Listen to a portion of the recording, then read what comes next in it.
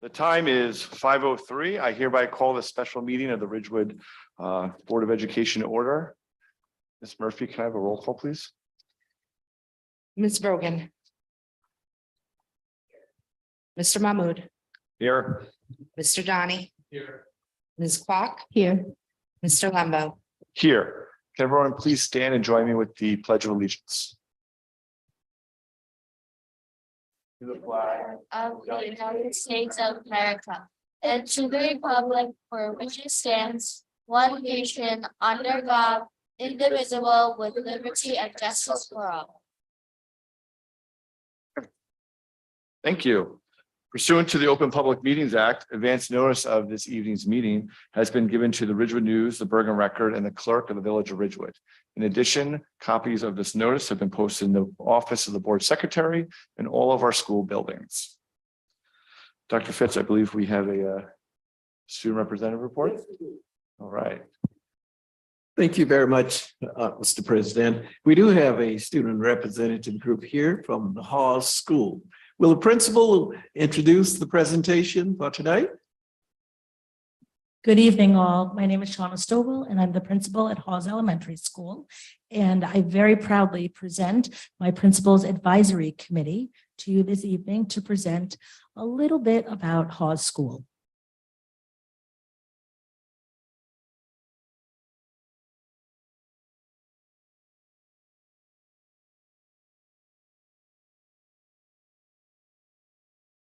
When you're ready to start. It's up here. Welcome to the Haas Space Week presentation. Made by Joanne Wood, Anderson Brown, Paige Hughes, Eric Fleming, Maxine Wood, and Noah Lemons, with assistance from Mr. Rao, Mr. Trubeck, and Mrs. Stone.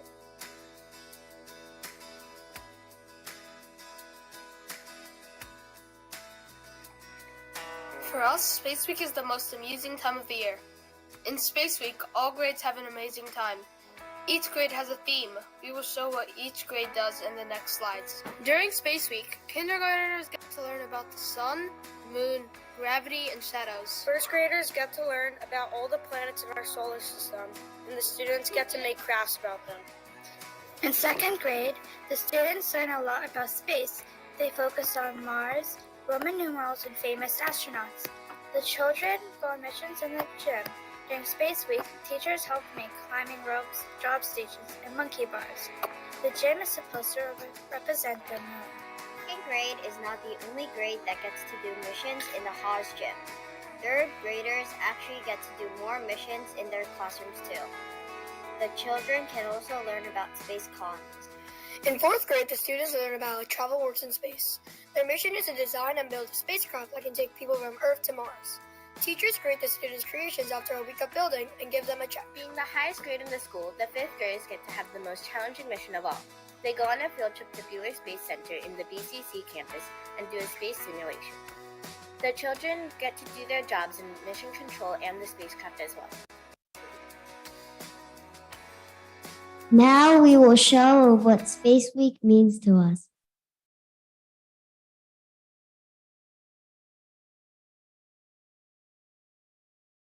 Hello, I'm Joanne Yoon, President of the Student Council.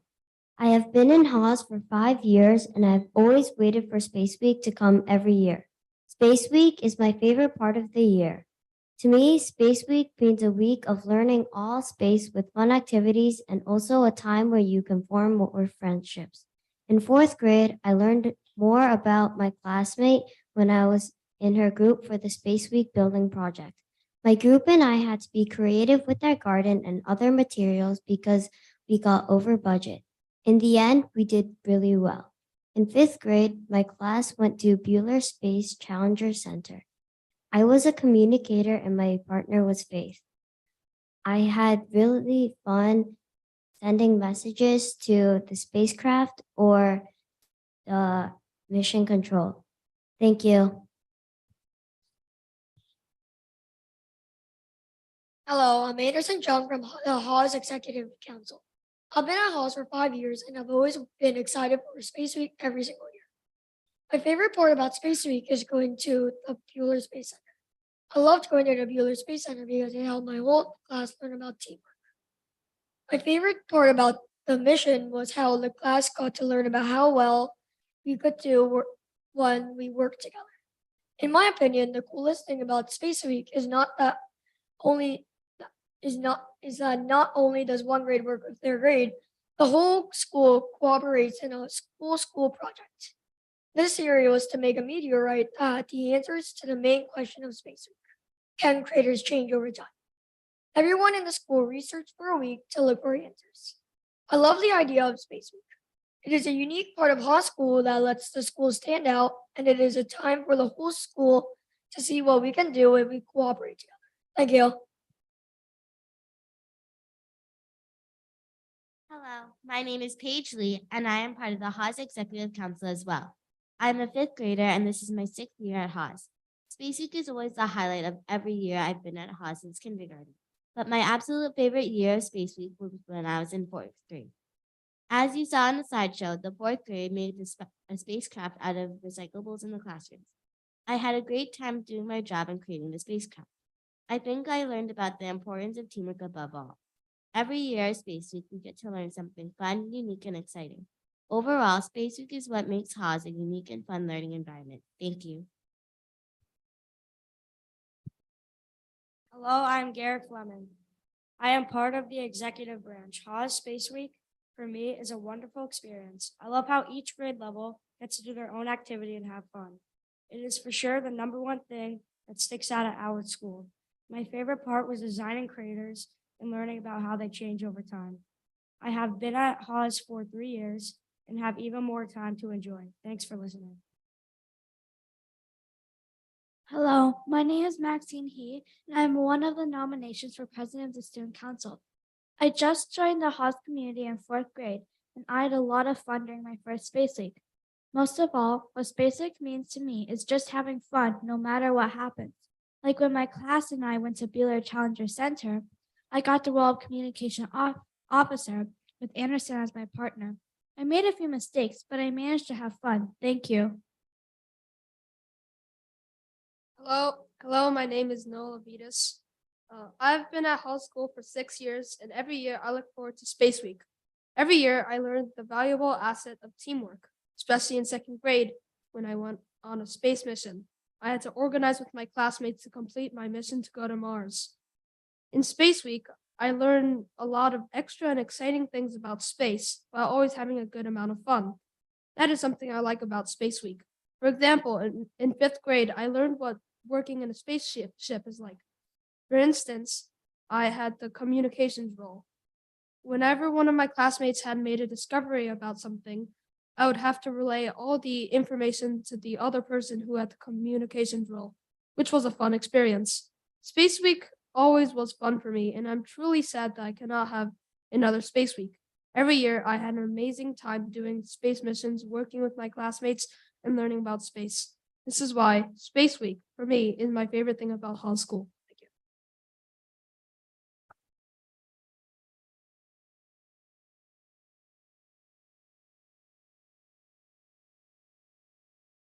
Thanks. Thank you. You guys are great. Yeah. That was very entertaining and informative. I was talking to your principal today about it, and I just want to throw out a challenge to you for next year. Why don't you consider a field trip to Cape Canaveral, Florida, and really get a chance to experience space? Okay? All right, think about that and work with your principal and see if you can get that to take place.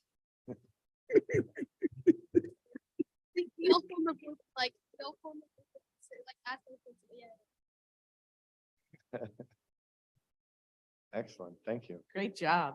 Yeah. Yeah, we can, let's get a photo. Yeah. Sure. You want to take a photo? Yeah, come on, you can go.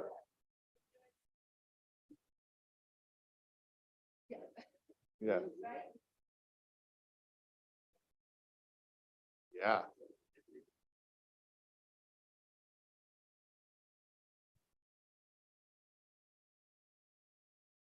Yeah, come on around and then you can.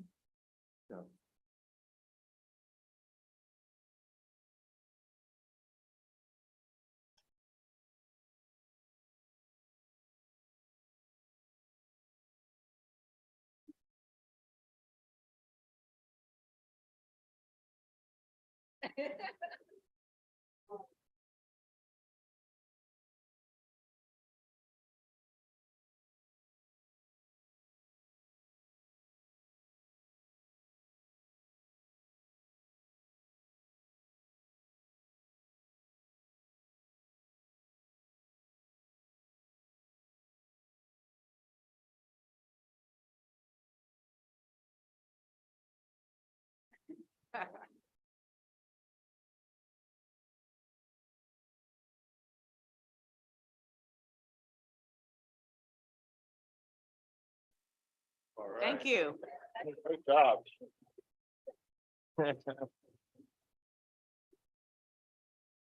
Excellent.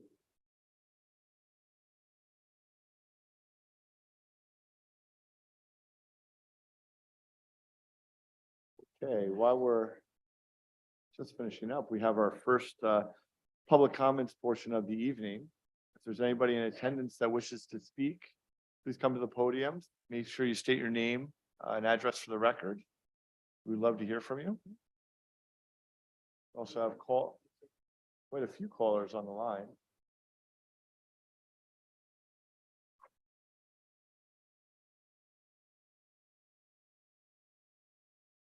It's early.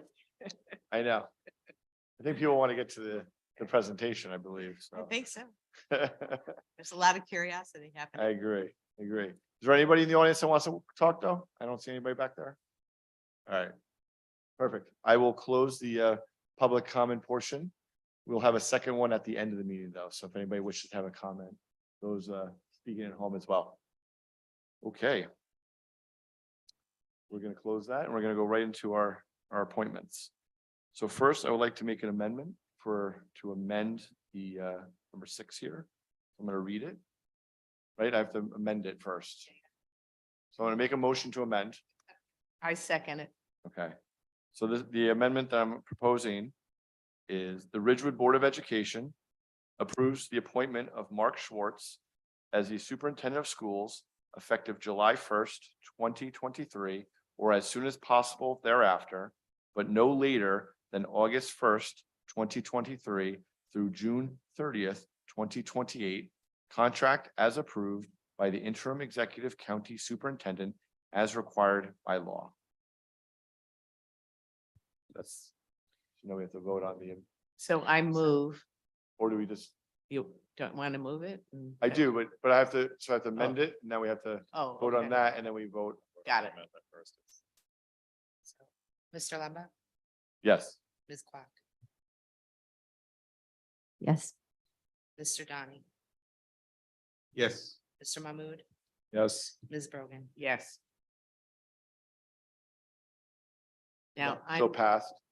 I move acceptance of the appointment of superintendent. Yay. I'll second that. Yes. We shall have to vote. Ms. Brogan, Yes. Mr. Mahmood, Yes. Mr. Donnie, Yes. Ms. Quack, Yes. Mr. Lembo. Yes. Now that's a clap. That's a clap.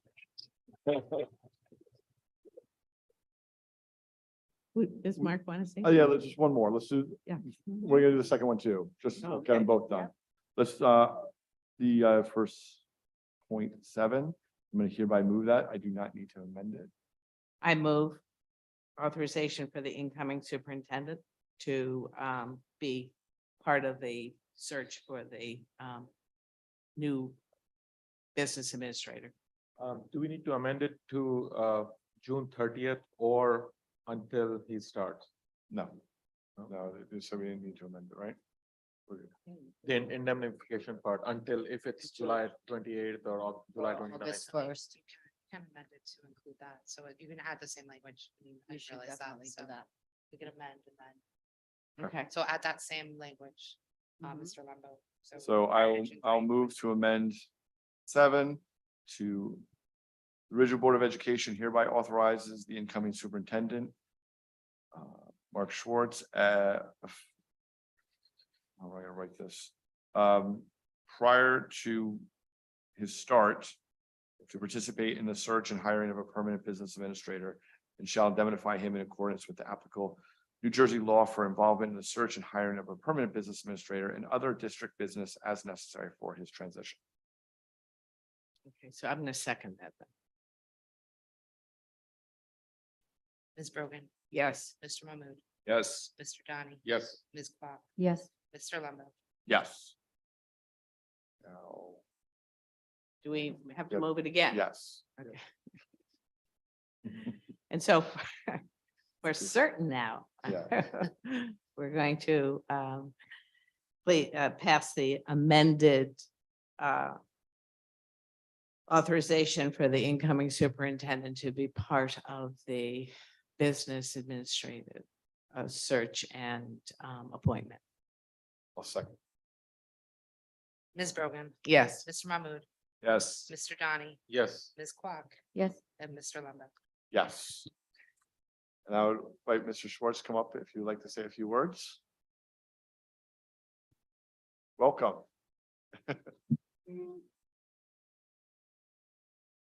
So good evening, everyone, and welcome to good evening, everyone who's with us here from the public. My name is Mark Schwartz. It's a real honor to be here tonight and to be recently just appointed the new superintendent of Ridgewood Public Schools. I want to thank my family who's here with me tonight for all their support throughout the process here, and I wanted to give a big thank you to our Board of Education members for giving me an excellent opportunity to interview and really consider this decision well. I'm currently the superintendent of Madison Public Schools, very proudly. Madison is a wonderful school community. I've been blessed to lead that district and lead an incredible team of educators and a wonderful community for the last 6 years or so. And it's with a heavy heart that I would be leaving Madison, but Ridgewood Public Schools offers an opportunity to work in a district that is significantly larger. So not very logical career progression for me, but it's a very similar community to Madison. There's rich heritage and tradition within the schools. I'm so excited for all the things that I hear about here. I've had a chance to, just before the meeting, meet with some of our teachers and some of our administrators. And I'm just, the culture of excellence here is truly everywhere. So thank you all so much. I want to thank Dr. Fitz for doing a fantastic job here leading in the stead. And I'm really just very much looking forward to being able to join. I want to also say that, of course, while I am named tonight, I just want to clarify, my first commitment must remain with Madison Public Schools until my contract term is finished with them and they're ready. They're going to have to deal with the transition, obviously, after this right now. So of course, that's going to be a challenge for them. And of course, I need to make sure that I'm giving them all the support that I can in that time. But once that time is over, it is with great excitement that I come and join the Ridgewood Public Schools community. Thank you all so much. I look forward to working with you.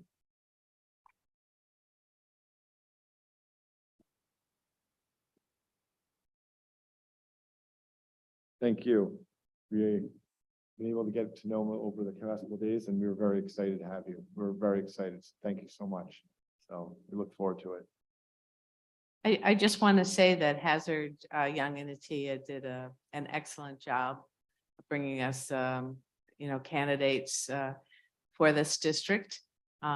It's a pleasure that Mark put his hat in the ring and that the board came to, a great consensus to bring him aboard.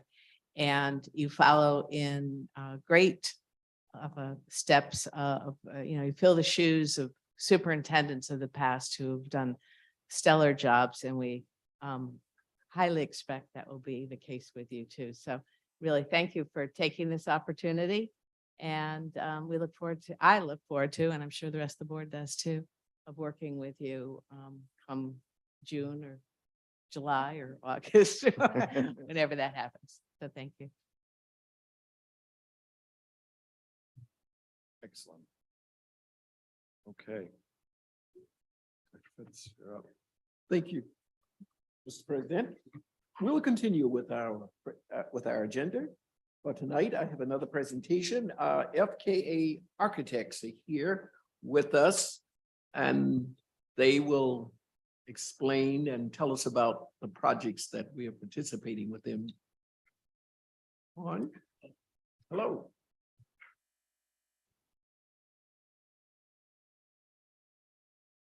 Thanks. Most of you I've met before. Could you use the Mike, is the microphone? mic on? Of course. Is it on? Yes, okay, sorry about that. Hi, I'm Mike Beery with FKA Architects. And this is Greg Cheney.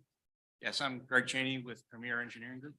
So Greg is our engineer, who has worked with us on the Ridge and Glen mechanical rod grant for the mechanicals there. So we came tonight because we understand there may be some questions we can answer for you and help to sort of understand the scope of what we looked at over at Glen and Ridge in relation to both the mechanical and the windows. So I'm not sure where you'd like us to begin. If you just have questions, or if you want us to kind of give an overview of what was planned, or. I have the overview. a number of questions, but Yeah, it would be great to have an overview. Yeah, I think we start with the overview and then. Probably easiest. Sorry. Okay, so Glen and Ridge School, as I'm sure you know, were both built around the same time. They're very similar schools in terms of the way that they were constructed and the way that their mechanical systems work. However, they are obviously different sizes, and Ridge has some additions to it that Glen does not.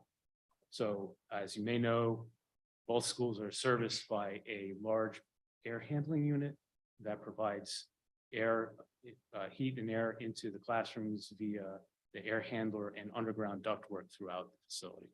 So our task was to look at that system and understand what it would mean, what kind of system would be the best option to replace that system, considering things such as the configuration of the building, the available utilities, and so forth. So the system, I'm going to turn it to Greg for a description of the system that was ultimately discussed for those two facilities. Excellent.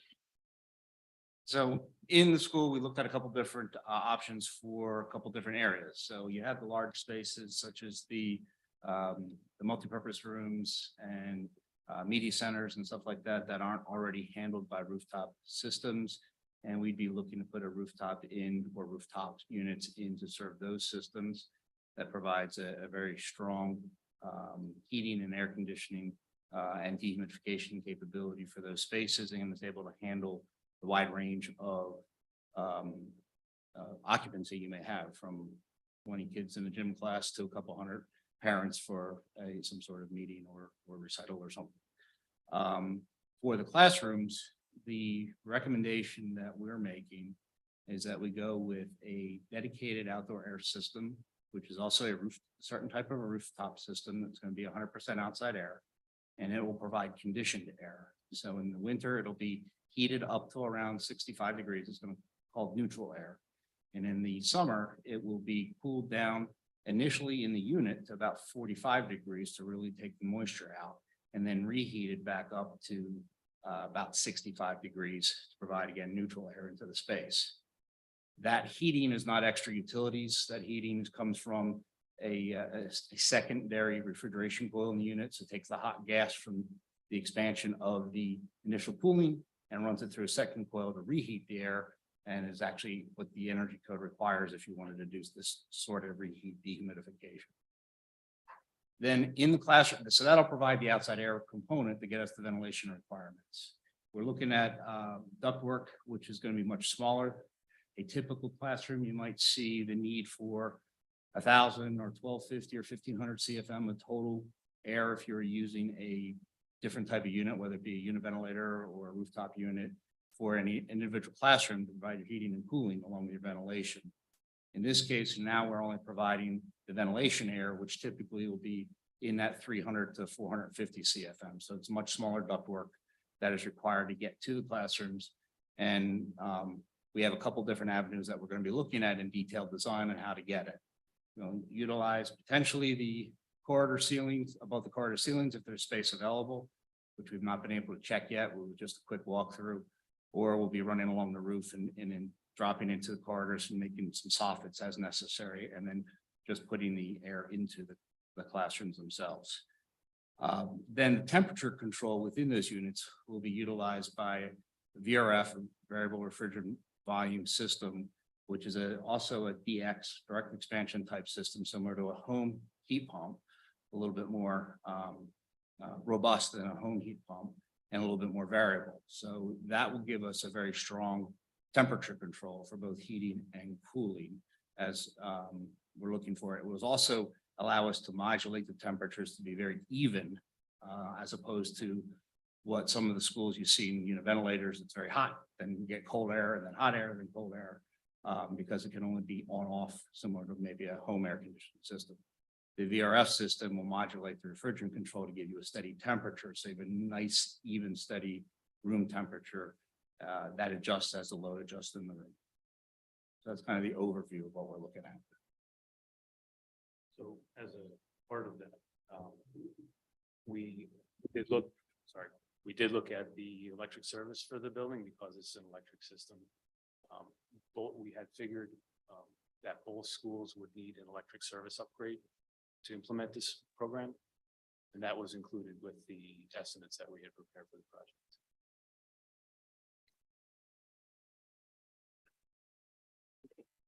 Can I ask some Yes, questions? No, so forgive me because I'm not an expert at this, so I just I'm not sure where this question goes, maybe to Dr. Fitz. I saw in our packet that the HVAC system for Glen and Ridge, you are putting in for the grant for the small business and schools, though my understanding is no new applications were going to be accepted at this point.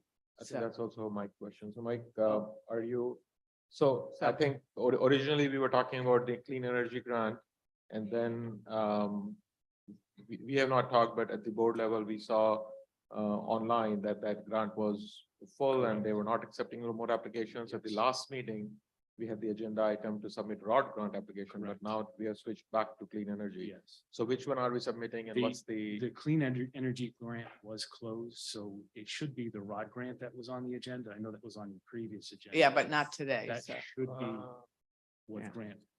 Okay, so that answers my question, then I'll go on then. So we'll be submitting ROD grant? We'll be submitting ROD grant for each school. Yeah. Yes. Okay, so clean energy, there's no way to get into that program now? They have officially closed that program. Okay, so that takes care of that other question. Yeah, the ROD is on the. So I would suggest that we add the resolutions then today so that Rod doesn't close out on us as well, right? Isn't that's, they're on here, aren't they? On here? No, for mechanical. I thought we had windows on. Oh, you're right. Yeah, so we But have they're not the six, resolutions yeah. from last week, right? So from last week, we can just amend the HVAC one to ROD. The mechanicals were not. Right, so we No, can they replace, Oh, they're on this one and the windows? Okay. right, so we know the windows are there. So what we can do is we can replace the agenda item 6 from HVAC to ROD or clean energy to ROD, basically. So B6, we'll have to just amend it. Yeah, so we'll have to amend Yeah, B6. that's what I'm saying. It's not there for Rod. Right. So we just change it to Rod then. Okay.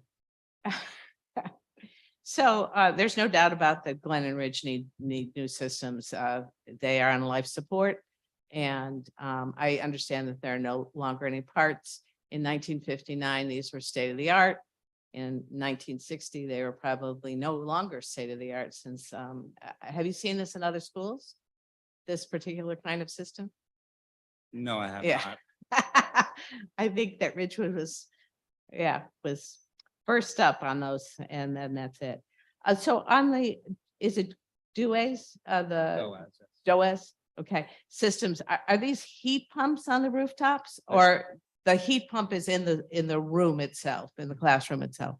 The a heat pump system is 2 components. So there'll be a indoor unit that provides the heat in the winter and the cooling in the summer. And then there's a condensing unit on the roof that is doing the exchange. So it reverses the cycle depending on if it's winter or summer, the refrigeration cycle. The DOAS units are separate units. And they will likely, although we haven't designed it completely yet, but they will likely be a gas-fired heating for the little bit of heat we need to get the air up to about 55, 60 degrees. And then they have a refrigerant cooling system like a typical rooftop unit to get the summer temperature down to control it at 65 degrees. There was a time, and I don't know whether this is in the past or not, that heat pumps needed a backup if the temperature was very cold or if the temperature is very high. So, I mean, we've got that in New Jersey. So sometimes we're over 90 in the summer and, below 30 in the winter. Is that of the past, you not having those problems any longer? That is in the past. The current heat pumps normally operate between -4 and over 120 at full rated capacity. And then we can derate the heating down to -23 at about 85%. We always size our systems for that derate, for that, exceptional potential, although with global warming, I'm not sure that's going to be seen. But we'll have that capacity built in. It's just coil sizes are a little bigger and the condensers will be matched to have that. Okay. Now these are electric? Yes. When you are comparing the cost to run these electric versus putting in a furnace with units, and if we're gonna change windows out, we can put plates in the window. The windows don't have to go all the way down, right? So cost wise, and I understand that the governor wants no more natural gas. I don't know how that's gonna go, but in any case, the cost. So the operating cost is likely going to be even less running it with the electric. So a heat pump unit usually operates what they call coefficient of performance of above 3. And essentially that means you get 3 times the energy output for energy input. For a boiler system, your best systems, if you have operating at the high efficiency, you're operating at a 0.93. So you're spending more energy in a boiler system, and that's just to produce the hot water or steam. And then you have to distribute it and you have more losses to the system. So a heat pump is a very efficient way to go.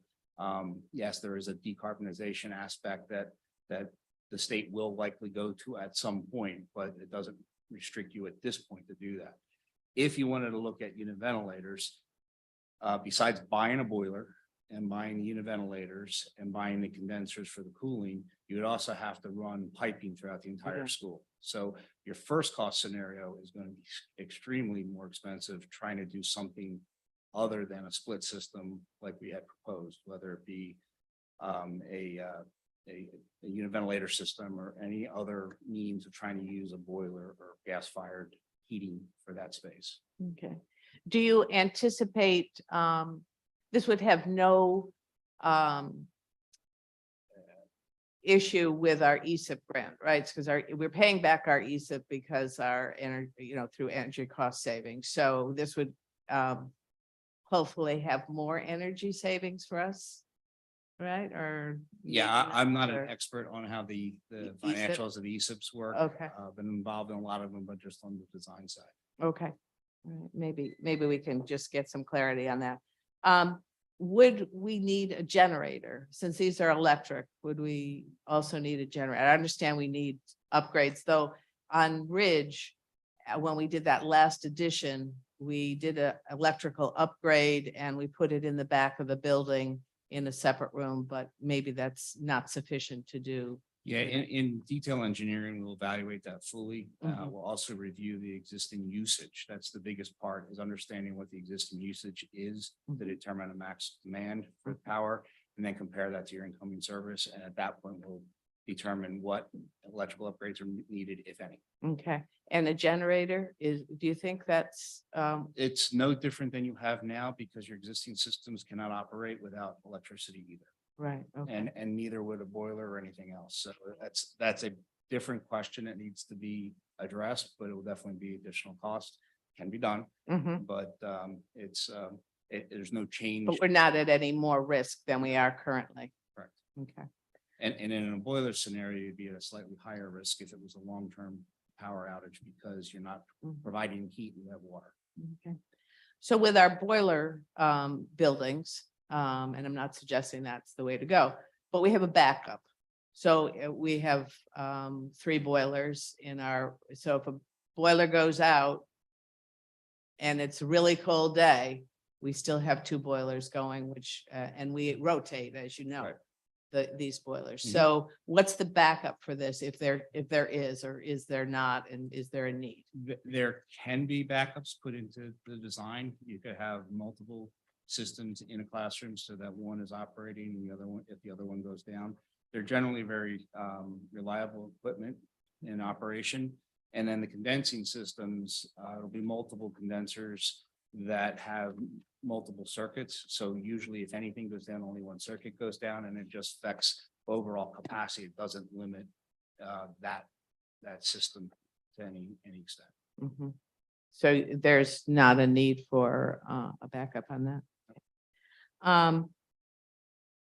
So we did have in the past some problems with the ridge roof in terms of load. And we did have some issues. We did repair work on it, but will you do a calculation? Because when we have the solar panels on there, we have rooftop units, and now we're going to add more. So in Yeah. your engineering, you are doing some kind of load analysis? That is the word? even? Sure. Okay, So good. that would be the next part of the design is when units are selected, the DOS units and the condensing part of the VRF. We analyze what the loads are with those, and then we'll review that with our structural engineer. And a lot of times the condensing units don't need much reinforcement because they're not as heavy as a rooftop unit. But we have figured in the cost that we presented for this, that we would have to do some level of steel reinforcing for the. Oh, rooftops. okay, yeah. Yeah. Yeah, We don't know what it is yet, but we budgeted for it.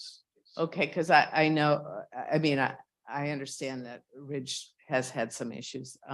Glenn less so. Glenn has had a history of some brownouts in the summertime.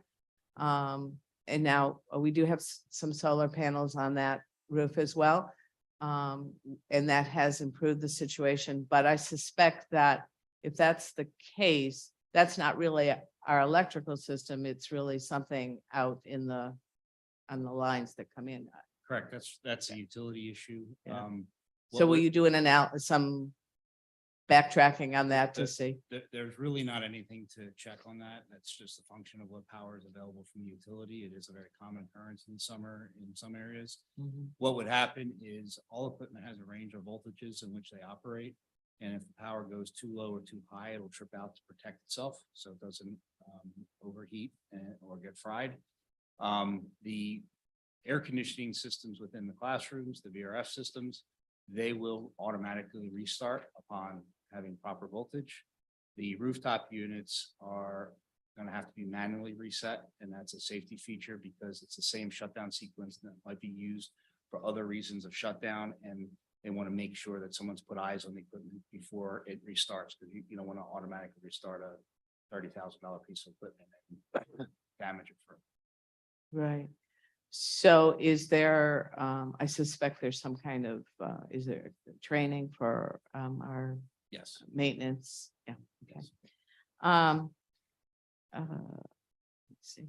And one of the things we've included in the project is new building management system for each school. And when there are issues, whether it be a equipment shut down due to a brownout or just shut down for whatever reason, that system will be set up to be able to automatically present an alarm out to people via whether it's text, email, or what have you, so that the proper folks in the maintenance team are alerted to the issue. So it's not waiting for someone to come into the building and say, hey, it's hot or cold in here. Okay. At Ridge, going back to Ridge, and you already noted it, as my understanding is that it's a very small space between the drop ceiling and the top, right? And we had issues when we were doing all the technology and the lines And that was an issue, but the plenum is up there or something and, so it's an interesting configuration. That's cool. So there is an alternative if in fact, as you mentioned, if in fact you can't drop it through the corridor ceilings. Correct. Yeah, we have a Right. couple of alternatives, and when we are going through our detailed design, we'll identify and review with the district what the best options are, and then proceed that way. And might that increase the cost of the estimate, do you think, or? Probably not. Yeah, we had figured that we would have some kind of ceiling work because of the DOAS stuff work and also running refrigerant piping throughout the other. Okay. So on the financing of it, if in fact the estimates are good to go, I know it's an estimate and you have to bid it and all that. So, but just based upon that, for Glen and Ridge, for those two heating systems, it's 9 million and change. As I understand the ROD grant, we need to have 40% to be able, we have to have 40% of that cost available, correct? I just spoke Or- with or the not. auditor. I just spoke with the auditor today to confirm that.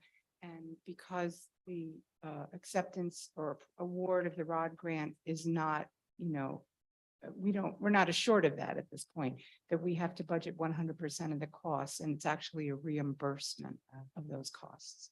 Ah, okay, great. Thank you for that. Yeah.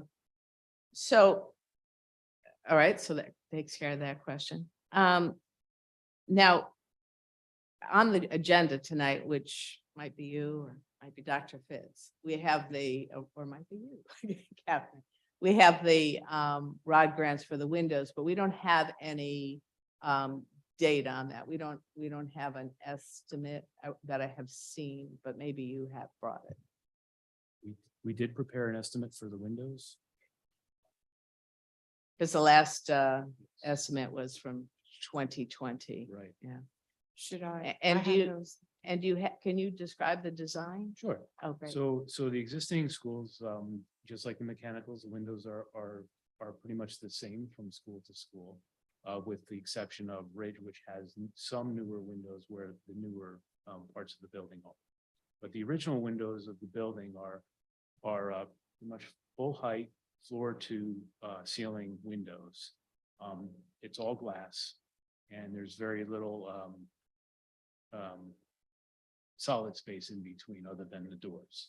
So the project is to remove all of the glass from floor to ceiling, all of the old doors, take all of that out and put in a new window framing system the system itself would span from floor to ceiling, but it could be broken up so that the bottom has solid panels or the top has solid or translucent panels for lighting. That part has to be worked out. But what we figured is the full replacement length times width of each of the old original window openings, plus the doors that are there too. Oh, that's good, because that was my next question, Right. because we couldn't do those windows without replacing those doors too. Yeah. Correct. Yeah. Yes. Mhm. Yeah, yeah. Right. And that was part of our thought Yeah. It's all in part of the same kind of system. 2019. Yeah. Right. Yeah. So Mhm. Those are plate glass, and I suspect this would be safety glass. yes, of Right. course. Yeah. Yeah. Yes. That'd be good. If there are openings, if those windows open at the bottom, there'll be screens. Yes. Mhm. We had some window replacements that came without screens. That's why I asked the Oh, question. okay. We always specify the screen. So the actual design of the operation varies by district preference. Yeah. whether it's swing in, Would swing we- out, whatever.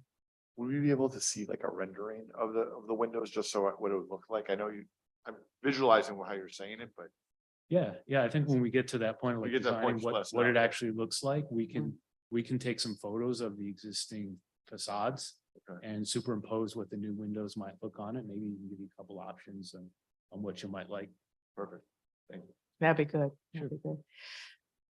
So when we're talking about these ROD grants, we're talking about the heating systems at Glen and Ridge. We're talking about the windows at Glen and Ridge. We're talking about the roof replacement at the high school, the air ventilation in the Orchard stairs.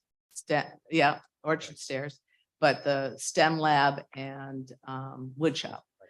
Okay, so we don't have that money in our budget. For all of them, that is an easy no. Yeah.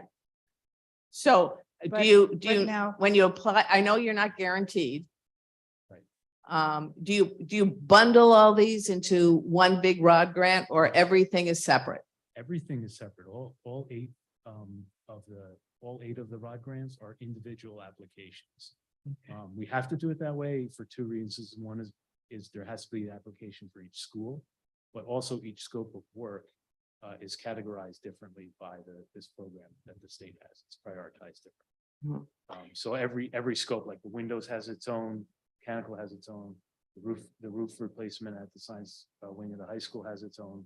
So they're all individual applications. But for the point of, if I might insert a comment yeah. here, for the point of budgeting, timing comes into play. So I had a chat earlier with the architect about what would be the timing for the mechanicals, for instance. Yeah. Now, there's some processing time in terms of developing the design, Yeah. bidding, and that would actually be something that would be targeted for the 24-25 fiscal year, right? This With all- would be okay. a with next all the year lead project. time. So as time goes forward, we can add more to capital reserve. And so, these are sequential projects, not all at once, and we wouldn't be budgeting for them immediately. So if that's helpful. That is helpful because I didn't know how we were going to do that, but none of these, if these ROD grants, the latest date I understand is May 1st That's to correct. submit. And if we were lucky enough to award them, would any of these be possible this summer? Because I know you have to go through the bidding process and the design and so are we really talking about anything happening on these projects next summer? So that's a great question. You've given us the go ahead on a few of these projects. I'll start with the easy ones. The roof at, believe it or not, the roof at the high school is an easy one because the materials are readily available. And we've moved along pretty quickly with the design on that. And that project, we believe, can be done over this summer. The other one is the Orchard Steps. It's a small project. It's concrete. You can get concrete the next day after you call for it. Those projects don't have long leads. The STEM lab and wood shop both require mechanical equipment, which is going to have some kind of lead time on it. So those projects, I would be concerned about getting the equipment in time for this summer where we are right now. So that's from a construction aspect. The other item I would say is because we're submitting these as ROD grants, it's unknown when the state is going to approve these ROD grants. Last time, I think it was between 6 and 8 months, maybe that it took for the state to get through all of it, and issue approvals to the district. So I'm bringing this up because there's two avenues to get a project approved right now with the ROD grant project. One is to submit it as a ROD grant application, which we did for those first 4. And the other is to submit a regular project application, which is what the state will call an other capital project, meaning that the district fully funds the project. There's no state aid. So either one of those will result in an approval letter from the Department of Education. So the question that would be needed to be answered in order to know if we can proceed with those projects fully this summer would be to discuss this with the Ridgewood Building Department to see if they would be okay with doing these projects without an approval letter from the state For the ROD, for the ROD. not for project. Well, it's the same, Oh, I see. it's the ROD grant is the approval for the project. So if they're okay, it's just the roof and it's just steps. It's if that's not an issue with the local building official, then those projects would be able to proceed without a problem. And if we should not get the ROD grant, I mean, because you said we have to have that money anyways, and so we're at $904,000 on that right now, but that doesn't include the vents, It right? did not. And it doesn't include the removal or the reinstallation of the solar panels. So do we have that?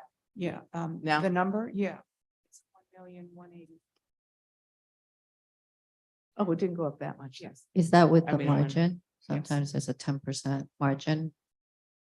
Not margin, you know, the. Contingency. the contingency, not the margin, sorry. I wish it was 10%. But anyway, is that built in, is that with the 10% contingency fee or is it? Includes the contingency fee, right, Mike? Because I used your numbers.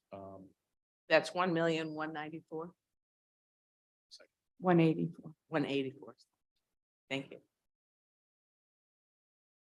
That is the construction number that we would expect a bid to come in, or hope for a bid to come in. So That's the if- whole project.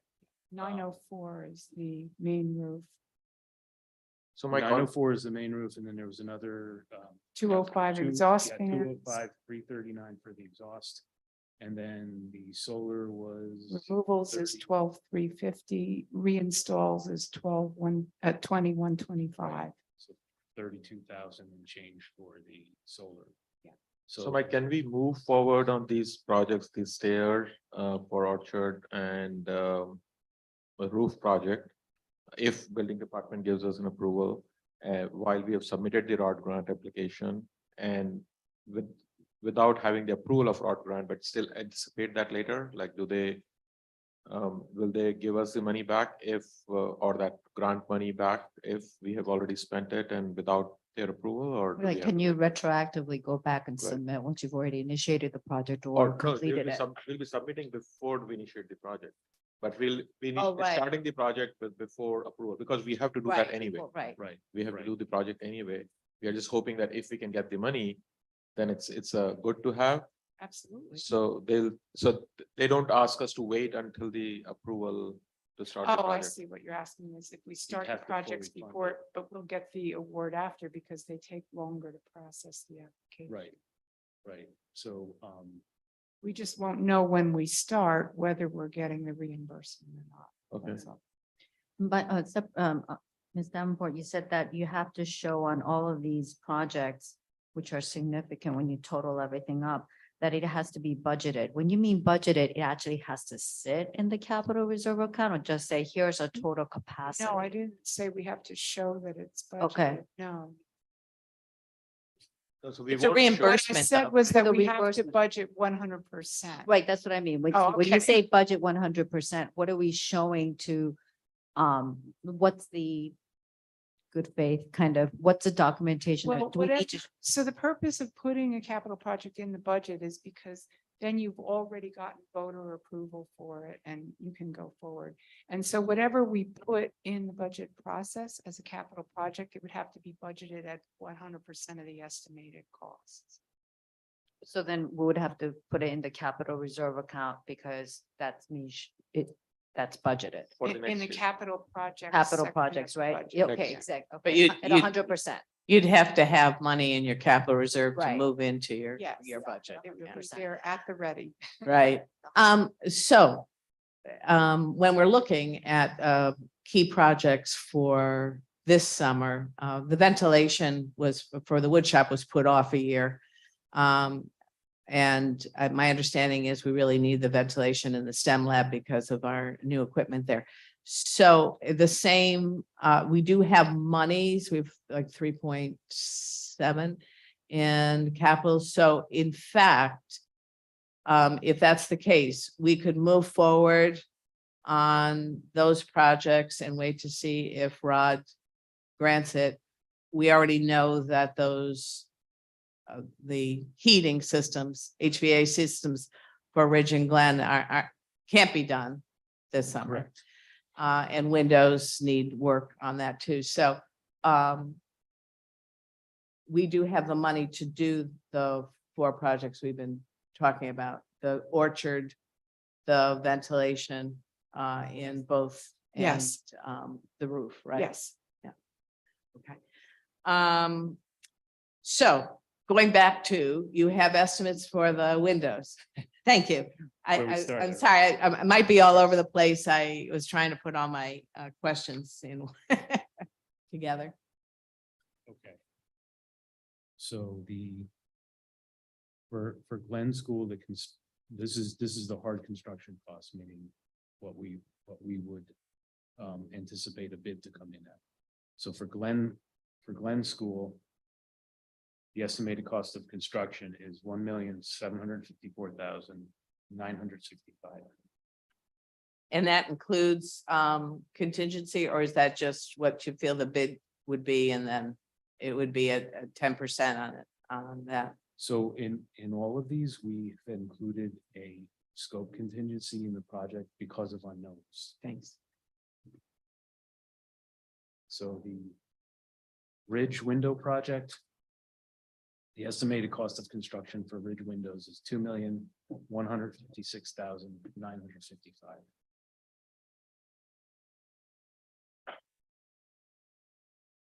Great. Now, we are really closing in on our window projects. We've already done a number of our schools over the, in my lifetime on the board, which is now, we started, they might be old. But we've done a lot of the window projects. And these would be once we have done those window projects at Somerville and BF, we've done them when kids were in school. Sure. Yeah, absolutely. And so our timing doesn't have to be the summer for those, correct? That's correct. We actually have done a number of projects like that because you just can't, it's too big for a summer. Mhm. And you just schedule it so that everybody knows where the contract will be in that classroom or two a night. And then they take them out, put them in, and whatever they can do in one night gets cleaned up for the next day. As long as we structure the contract, knowing that going in, it's no problem. Okay, and when you have put these specs together, the estimates, have you included that it might be night work, which sometimes has cost us a little bit more, but it was worth getting it done? Yeah. We've used the unit pricing that we've used reflects that. Okay. Is it cheaper is it not cheaper? Is it more cost efficient if it gets done in a concentrated manner versus over, let's say, a whole year? Just, It doesn't take a year. Yeah, so Whatever it usually what we do is window projects like this traditionally will span a piece of the summer. okay, So we'll give the overall schedule to a contractor. We'll say, you have from this day to this day to complete the project. We know it includes some second shift work, but we say, if you're working during the school year, whatever those dates are, that has to be, second shift, and here are the requirements to do so. So by bidding it that way, if the contractor is smart and he can mobilize maybe 2 crews or 3 crews over the summer, he can bang out a lot of work over the summer, which will save money. And, it being that it's low bid, that's an advantage to them to bid it that way. So we build it that way for flexibility and to get the best price. I'm sorry, so then just to make sure that I completely understand, the 1,000,074 for Glenn, that assumes some secondary shift? Yes. It assumes that, okay. All the numbers you quoted assume some work over the school year with some overnight shifts, et cetera, some percentage, maybe a quarter, I don't know what you were. Thinking. It varies depending on the contractor you talk to. We've heard between 10 and 20% of the labor costs, because obviously it doesn't affect materials. Some contractors will tell you that it doesn't affect them because these contractors who work in schools all the time are happy to have jobs that aren't in the summer, because everybody tries to do work in the summer. So it really varies on what contractor you're talking to. So when you apply for the ROD grant, you don't need to have all of the exact data. So when you're talking about the design of the windows, we're not 100% sure what that's going to look like, but you have a thought in mind, and so you put this estimate together. And if it should come up higher, does that, if it comes up higher than what our application, what's on the application, we just eat that? Or does there adjustment made by the state? The state does not adjust after they give you the grant. Okay. So do you anticipate then, and now I'm going back to the heating systems. Because there are some, well, you said you had put in enough money in case there was installation issues and steel. Okay. So I suspect this, if it came in lower than what our estimate, I suspect that 40% would be lower, right? The state's not just Yes, going to give that's us extra correct. money. Okay, just to be clear, I that's how I know the state to work. I'm just, It is was it a a good gift? thought. It was a good thought. Thank you. There's actually quite a laborious process. I'm sure Yes. Catherine can tell you all about. Yes, having a ROD grant, every time, there are different phases where you have to submit all of the costs and, you know, definitely prove that such and such amount has been spent. And then you get 40%. And then you get to the next benchmark and submit all the costs. So it's laborious and specific. Do they subsidize the contingency fee or just your base fee? It's just what was spent that they give Oh. 40% on, not on the estimate. But Okay, the got it. So if actual you cost. put 20% contingency, you Right, get right. 40. It's only on actual spent. cost. So is the 40% really 40%, unlike debt service, which they say is 40%, but it's really comes in about 34%? So do we know that? It's 40% of actual costs up to what was awarded Okay, for each of the specific all phases. right. Cool, they're not. Are they gonna charge us money for this? Because you know how the state charges you for your debt service money. They're gonna charge us for the road grant. No? No? No. Okay, good. Good. Thank you so much. You're I welcome. really So I have, appreciate the answers. Few questions, Mike and Greg. Sure. So the first one is on the grant. So we are exploring the clean energy, which is now gone. The next one is the ROD grant. And then there is also an Inflation Reduction Act from federal government last year. If we are meeting certain energy requirements, then we can submit 30% rebate. Or so the earlier the way it used to work was for you get tax credit, right? Tax credit, but for nonprofits and schools, they are giving it the money back in the form of rebates. But that has to meet, I think, the certain threshold for maybe geothermal or whatever are the SEER requirements. Are we going to meet those or not in this one for I'm the not HVAC? familiar with that grant. Do you have experience with that one?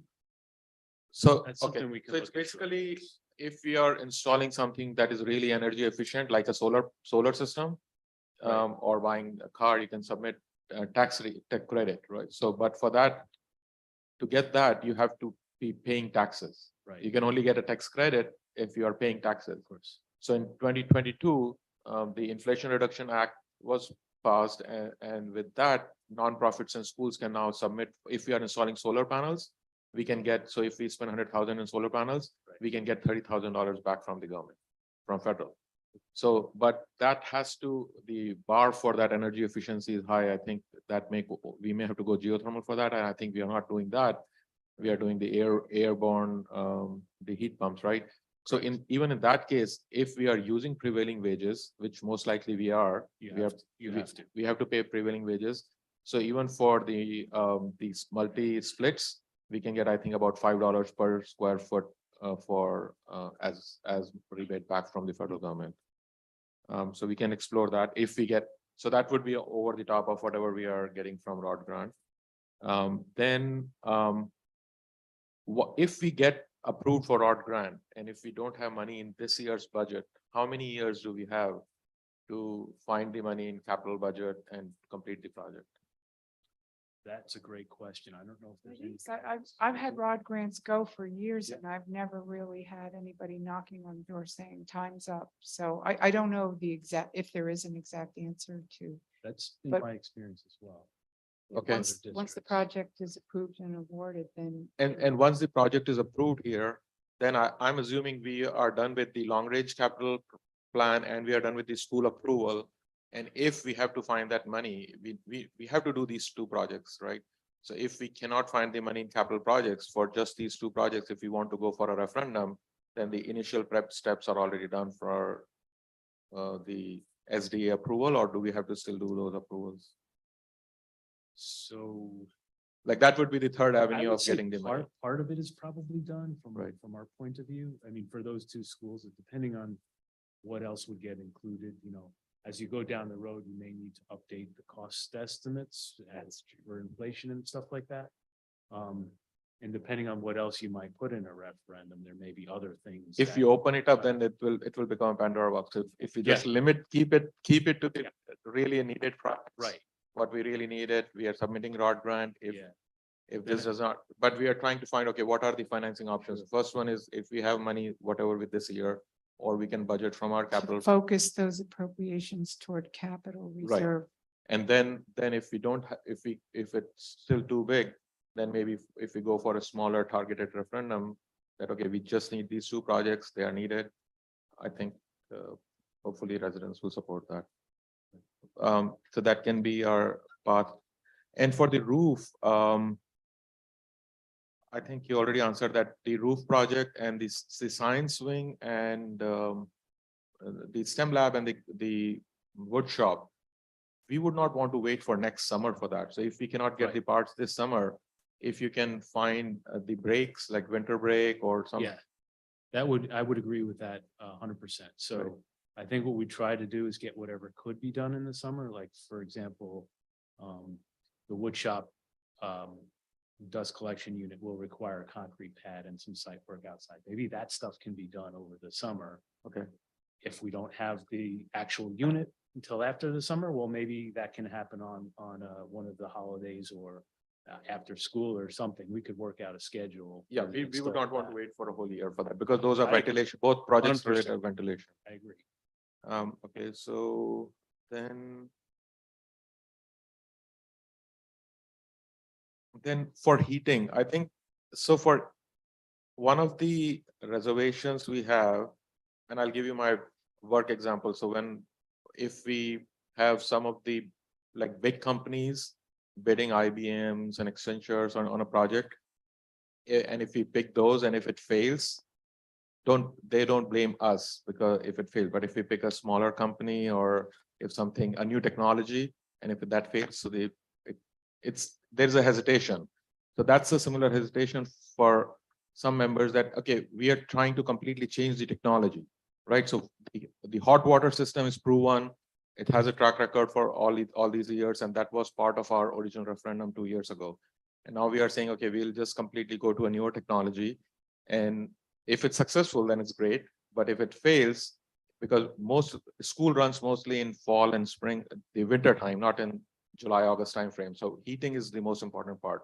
So how's your experience in Washington School District from the VRFs that you had installed?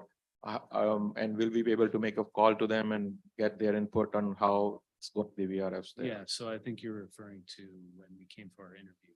Right. We had shown you a project. In addition, we did to the Westwood Middle School that had Westwood, right? pretty Westwood. much the same system as Greg had described. Right. So yeah, that system utilized the DOAS units on the roof. We had, I think, 2 or 3 of them on the roof. And then in each classroom, we had a ceiling mounted VRF unit. So I could arrange if somebody wanted contact information for them. Yeah, if BA, like if our board can talk to their business administration and just get information if they are happy. Sure. So that would give us some confidence that I know it was 4 or 5 years ago and the technology has already changed. It has. So, but at least we should know that, okay, what were their challenges and those are already addressed in the newer technology. Sure, I'd be happy to do that. Yeah, so that way we know what we are getting into. And then when we are talking about the VRFs, are you going to install one set of big units per wing, or are you planning to install several small units with the maintenance versus installation? Yeah, that will be determined in the detailed design. Generally, I try to keep it to no more than 4 or 6 classrooms per condensing system. Okay. Because when you get that big, they become multiple unit modules. And then if you do lose one, you're only losing one of those modules. It doesn't shut the whole system down. That allows you much flexibility to keep the schools running. And then if it was an extreme weather event when that happened, then you can make a choice to maybe close a room down so that you can keep the other rooms fully heated or cooled. But yeah, generally we look to do multiple systems, but it won't be a one-on-one like a traditional direct expansion system. The VRF using those multiple classrooms allows you to really get a much better efficiency on the volume of the refrigerant you're using throughout the system. But so yeah, I understand one module for a few like 3 or 4 classrooms, but will those modules be in a series like a Mitsubishi City Multi type setup, or will those be completely separate from each other? No, it could be like a City Multi, which is a Mitsubishi branded system, also sold by Train. It can be where you have one condenser to feed multiple classrooms. Right. And that's essentially with the VRF, you want to do that because you're gaining some advantages on your efficiencies. And similarly, they have a technology called hyperheat. So whatever you're proposing, is that similar to the hyperheat technology for heating? Yeah, I'd have to look at specifically in the hyperheat for the larger systems, but I know that's a smaller system option for them. Again, with the larger systems, you have the ability where you're looking at multiple classrooms feeding into one condenser, it gets sized properly, and it will be sized for the temperatures that we talked about, so we can get the heating down in a low temperature. Okay, and for the multi-purpose rooms and gyms where you said the RTUs will provide heating also, I think currently we have RTUs only for cooling and we have hot water based heating. Is the heating efficient there when the heat is coming from top down? I don't believe at those two schools we have hot water at all. I don't believe No, we have not for those two schools, but in general, what our current setup is, heating is everywhere, hot water or steam. Right. And we were, until you guys came on board, we were planning to go hot water based heating everywhere in this school. Like we implemented that at high school in 2008, and that became our model that we'll implement everywhere. But now we are trying to test out with this new approach, and heating is a concern. So will RTUs be able to give like top down heat enough for gyms? Yeah, traditionally, what I look to do in gyms and other large spaces is you have to design your duct system properly so that it will get the heat down. So we have a combination of issues. Just part of it is depending on what temperature your air is coming in. If it's more than 15 degrees above your ambient temperature, you will get that stratification where the heat will stay at the ceiling. So we either try to keep that temperature closer to the actual temperature you're trying to maintain so you don't get the natural stratification, or with the duct design, you can get the air kind of, in essence, blown down to the floor level, so you are able to hit it. We've been implementing a lot lately fabric duct systems, and those are completely modeled by the manufacturer, so you have an even velocity at 5 feet above the floor, which is where you would take that temperature, so that it is a ability to make sure you have that right temperature down at that level, as opposed to bringing it all the way out. Okay, and you had mentioned that duct, if we don't have enough space for the duct in the concealed ceiling, then you will run it along the roof line and then drop it. It could be either along the roof line and dropped, or we'd be running a soffit in the corridor, probably like in the corner. That's going to be on a case-by-case basis based on what the overall team, which includes the district and ourselves, thinks works Right, so best. if there is an option to soffit it out, because I've seen in the past in projects where the duct is above the roof, then the insulation costs go up for that duct work because it's exterior insulation, and then roof replacement cost just goes tremendously high, because when you're replacing the roof, then you have to take down the duct and then do the roof replacement, like what we are experiencing with our solar panels. But if you're just putting the units there, then units, I'm hoping they'll be curbed. Correct. So they'll, because the units will be on the curb, and a roof replacement project will not require us to remove the units. And if we ran ductwork on the roof, the penetrations would be curved for the same reason, and we run the ductwork high enough, twofold: one, to allow for re-roofing, and two, to allow that, make sure the duct is not sitting in snow during the winter. So that duct will not be required to be removed for re-roofing. It'll be a piecemeal section of ductwork that they'll have to remove the support, which is not going to be physically attached to be sitting on top of the roofing, but they'll move that to put the roofing material in. And they'll just work through that. And the BMS system, that will be compatible with our current, and you may have to talk to our facilities manager because we've been moving away from one BMS. Right. And we are all going towards a different one. Correct. So whatever they have identified, we don't want to mix too many BMSs. Correct. Yeah, no, we always work with the district's preferred vendor for that, at least for the specification. Sometimes public bidding requires substitutions, but everything will be compatible, so you'll have full communication. And Ms. Brogan asked about the generator. So in case of a power outage, like if there's a storm and a 3 or 4 day power outage and we don't have a generator, do we run a risk of any pipe bursts with the refrigerant in them or? Not the refrigerant. No? The only piping you'd have to be worried as you would be now would be any plumbing that you have. Right, so for that's a separate issue that we have in the current buildings, that's an issue already, right? In the boiler buildings, that we may be able to supply some hot water, but in the current building, that scenario already exists. Right? And the last one is the bids. I think one thing we really liked when we were looking at your presentation was that you put everything online and you allow you have a bid management system there and it's Correct. more transparent. Yes. So we would like to have very competitive bids so that way we can get the best pricing, not just like best value. I shouldn't say the cheapest, but the best quality.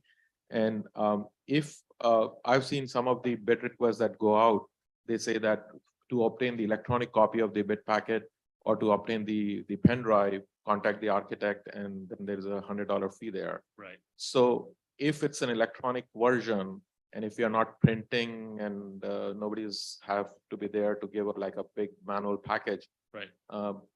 I think we should keep that cost low. So at least contractors can take a look or the initial spec. There should not be a roadblock for them to just look at what they are bidding for. I agree 100%. We actually don't charge for the plans. Perfect. So what we do is, I remember our interview, we were on our website, I think, during our, but yeah, what we do is we require the contractor to just email us their contact information. And then we reply with a link, because we have to keep track of everybody who Yeah. has. Right.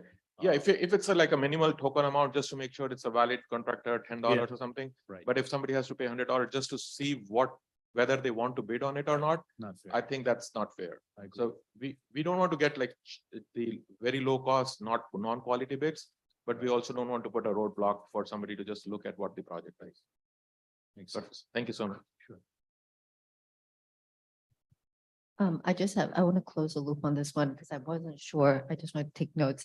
Is that following up on Mr. Donnie's question, if a project is already initiated, how does the ROD grant treat that? Are you able to get the reimbursement back, or what was your answer?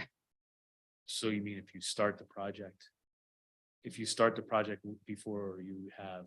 the Before it's grant. granted? Yeah, so you'd have to, we work with districts who have done that before and they've funded 100% of the project and then just treated the grant as a reimbursement.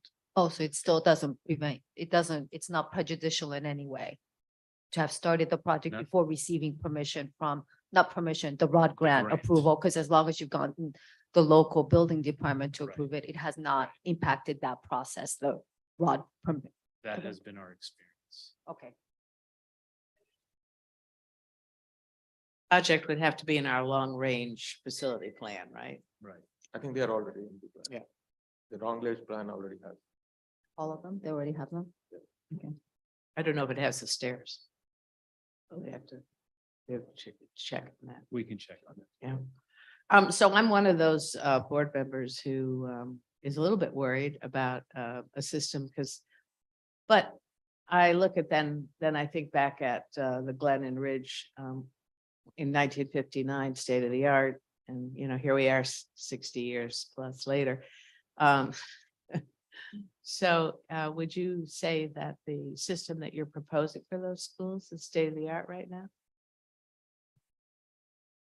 Do you have a Yes. good history with it? Yes, it is state of the art, but it has also been around for many decades. Okay. So VRF systems as a whole have been traditionally throughout the world, been around for over 30 years. It's a little bit newer here in the US, but newer meaning that mostly about past 10 years or so. The technology is not really a new technology. It's just an improvement of technology that's been around for 70 years. in how it's managing the flow. The big difference between the VRF system and your traditional direct expansion system is a direct expansion is at best a multi-stage system. So it would have certain sections it can turn on, and each section represents a certain amount of cooling. And traditionally, what we would see for a classroom, it would be no more than 2 stages, which doesn't give you a whole lot of flexibility. But it's an on-off type system. So you're either on 1 stage or on 2 stages or off completely.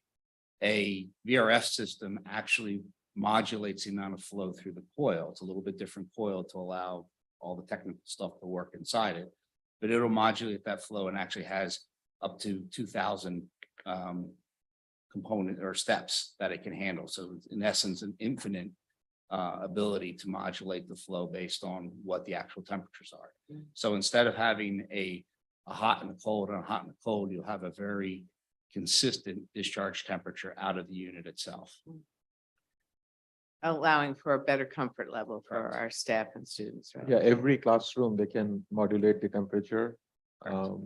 And we grew up, like I grew up in India 30 years ago, we were using split systems from Samsung and Mitsubishi, LG. So yeah, they are in US, they are new, but they've been around in Europe and the other part of the world for a long time. Yeah. And for the VRF units themselves, you're proposing them to keep them on ground, right? Not on the rooftop? It could be either. The issue becomes really whether or not you want the site of them on the ground, and or depending on the schools, some take place. In some schools we do deal with the issue is the fact that the back parking lot is the playground. You know, so it really it's location by location dependent. It can go either Right, way. it may have to be multiple locations by the wing.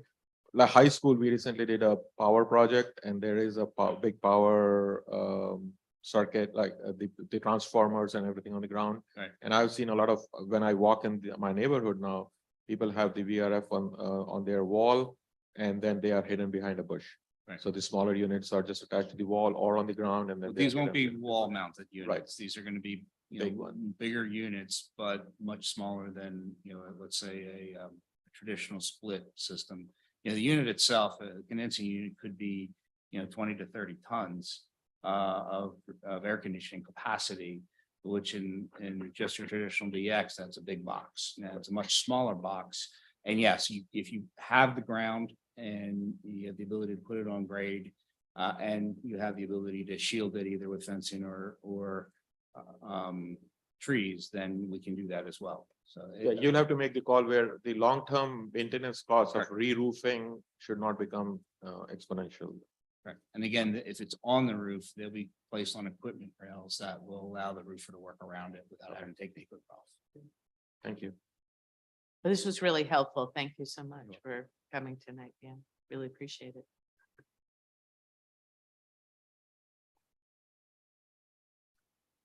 Any other questions? Thank you so much. Thank you. It was very informative. Yes, thank you. Thank you. Good night.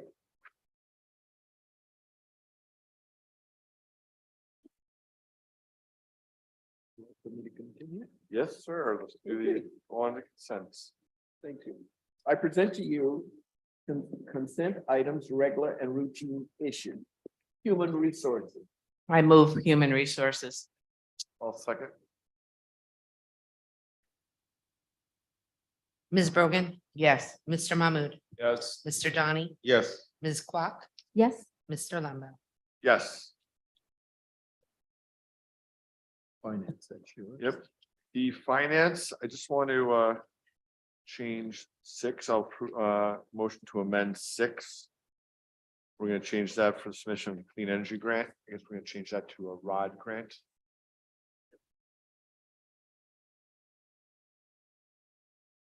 I move, I second it. Ms. Brogan? Yes. Mr. Mahmood? Yes. Mr. Donnie? Yes. Ms. Quack? Yes. Mr. Lembo? Yes. Then I'll move the finance with the amended 6. I second. Ms. Brogan? Yes. Mr. Mahmood? Yes. Mr. Donnie? Yes. Ms. Quack? Yes. Mr. Lembo? Yes. Moving on to the acceptance of minutes. I did not get a chance to look at every one of them, so it's, I'm gonna stay. So the first one is November 7th, That one I'm okay with. 7/2023. That's into the future. So I know that was a mistake. No, Yeah. it's fixed. Lucy When fixed it. Yeah, on the fix it on the public. agenda, Yeah. on the public. Yes. Yeah. Okay, just Yeah. not on my face. No, I didn't see that. And so that's November 7th, 2022. Two. Okay, so I wasn't at that meeting. Are there any that we want to table them all? You can't I'm fine to move March 6th, March 20th. I can't move the other one because I wasn't there. You already, okay, we'll table all of them till next meeting then. All right. I had some follow-up questions from our last meeting. I wondered if I could ask. Sure. Okay.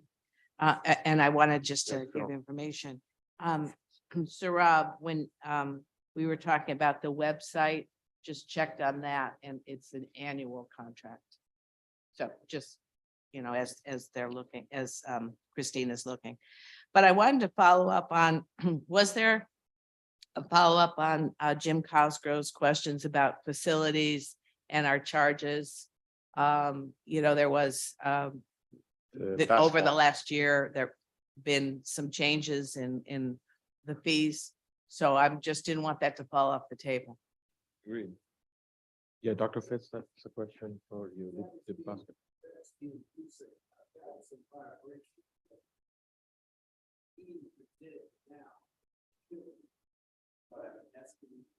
Okay. Okay, so if you could, and maybe in an FYI, let us just know where that's progressing. So just for Ms. Sorry. Davenport's information, because she was not here when so one of our basketball representative came to the podium, and what they told us was the custodial charges that they were seeing for several years were actual, and suddenly in last 2 years, they are being charged the actual plus 10% for custodial services. They're And also being double charged. and they are also being double charged. So if they are using 2 gyms for a night, and there's only one custodial present there, they are still being charged for 2 custodials. And time in the beginning and time at the end. So, Yeah, yeah, so- so their public comment, you can find the entire public comment in March 6th meeting at the start of the meeting. So March 6th public comment, you'll find the entire comment. They presented all the discrepancies, and they're looking for some answers for basketball, Okay. and thank that's you. for teams. My second question is a follow-up from the last 2 meetings, which was what happened with Region 4 Transportation. We tabled that resolution on the 20th. It wasn't on the 20th. No, we tabled it on the 6th. It wasn't on the 20th and it's not on tonight. I'm just wondering, has it got lost in the shuffle? So no, I've been working on that. I've been included in an email chain. And what has to happen is that we need that caveat in there that we won't be paying them when they don't bus. And the caveat is, they're insisting, even if they're not paying employees to be, at least that's the way the contract reads right now, that they would be paid regardless of whether or not they paid for bus maintenance and employees. So I think that's something that they said their legal counsel has advised them to construct the contract that way. I haven't read it myself to verify that amongst the other things I've just Yeah. onboarded. But I want to verify that. And if it becomes a legal issue, it may need to be negotiated between our board legal and their board legal to get an amenable contract for both sides. Great, yeah, because during the pandemic, when we did not have, we had to pay out our That busing. happened to many Right, districts. Yeah. but then we did negotiate when we found out that the drivers were on unemployment, we negotiated a lower price. So that I just want to put that into the contract. Yeah, absolutely. Okay, great, thank you.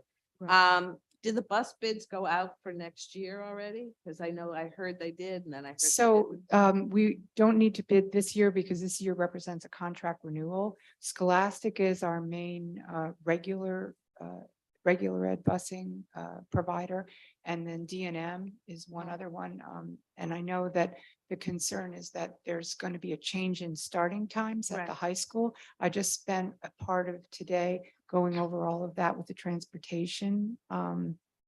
I don't know what her Yeah. actual title, coordinator. And we actually reached out to the Essex Ed Services Commission, who handles the scholastic renewal. And we're getting information on the CPI renewal increase. It's 5.86. Are they going to need any additional buses to satisfy the newer start time? If they can accomplish it all by tiering, Yeah. then it would just be the CPI increase. If they need to add some additional buses, depending on how they can configure everything, then some additional bus costs may come into play. And we've just initiated that conversation today. So hopefully, Okay, you'll- so, and you would be building that into the budget for next year? well, I would verify as to whether or not it's already been built into the Oh, budget. okay. And if it has been, check. If it hasn't been, then we have a little more massaging or adjusting to do to get that to be accurate. So, we're at 5.8% is the increase for the. 6% is the Six. allowable transportation CPI for the coming fiscal year. But I've heard that because it's not matching to the real, not real, but that some of the costs have been trending higher for the busing companies, they've rejected it. Is that true? And then in that case, and the onus is on. I can't respond to that. I'm not sure.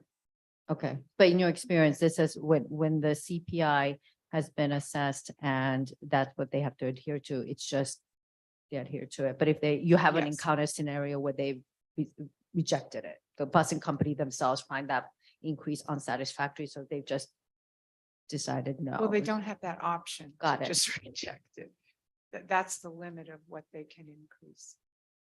So they don't have the ability to just say, we're not going to service that route. Oh, they can. Right, they that's what I mean, like, because we're offering them the, the CPI rate per for Essex County, and if we offer them 5.86 and they find out. Essex How does County that Ed work? Services Commission is a consortium. Yes. So it's not going to run into that problem because they already bid everything for the coming year. So we should be set for that. The bid 5.8 isn't, 5.6 isn't just for Essex County. though, right? It's for the- 5.86. That's for the state. That's for the state. Yeah, that's the transportation maximum CPI increase for the state. So just to be clear, if their option though, they can simply say, you've changed your time. They're not obligated to service our routes. The Ed Services Commission will be, we've already talked with them. They're not saying that they can't service Okay, our great. routes. Yeah, so they're planning to do it. They just have to look at what it would take, whether they need to add some buses, or if they can do the whole thing by a different tiering configuration, then we're fine.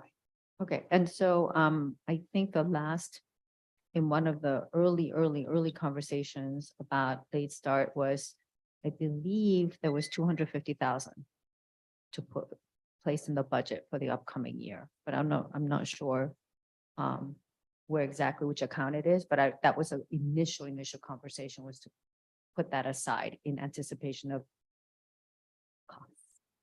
For regular Busing. ed busing, special ed. No, busing, for the- cost increase. For the time, late Yes, start. for late But start. that was without any information. Oh, Yeah. okay. Right, There was but, just two. but Mr. Bissage had talked to them, given them the information, and they said they should be able to tier it.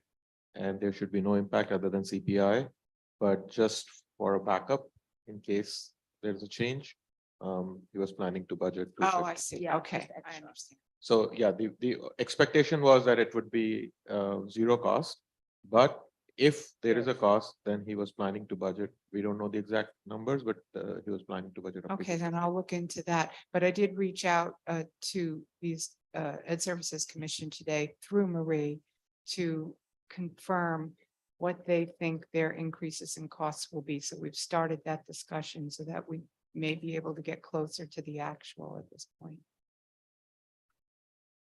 Okay, and finally, has there been follow-up with Pomptonian? Because that was sort of a serious charge last week. So I reached out to Pomptonian, and this has been through email so far, just because we had other priorities that I'm focusing on for the board. But we're scheduling a meeting to discuss that. And I would include in the meeting, there's a site person for Pomptonian at the high school. That person would be included, as well as the owners of Pomptonian. And what I was planning to do is really rerun the board meeting regarding the comments that the student made, and one of our board members added to those comments. So we'll raise all those in that meeting. Thanks very much for the follow-up. I know there's a lot. Absolutely. I know there's a lot on your Absolutely. plate, so I appreciate.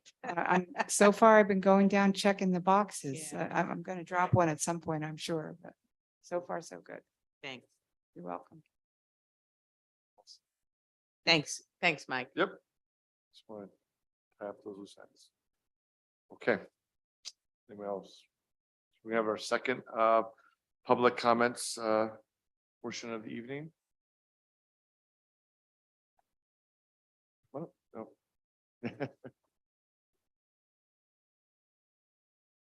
Welcome.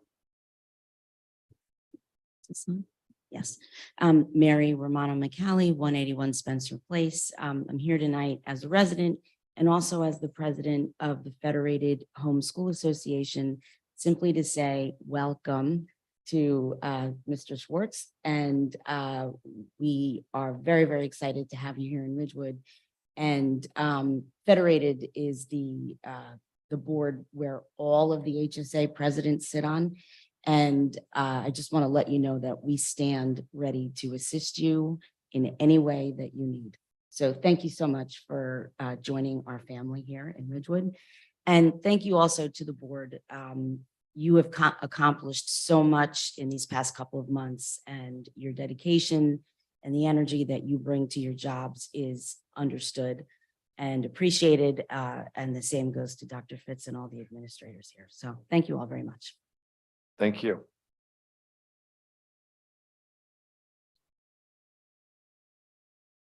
Say we left the audience. I don't know if there's any callers. Okay, looks like there is no callers and nobody left the audience. I will close the second portion of the public comments for the evening. Okay. And with that, I hereby move that this meeting of the Ridgewood Board of Education be adjourned. Can I have a second? Second. All in favor? Aye. Aye. Right.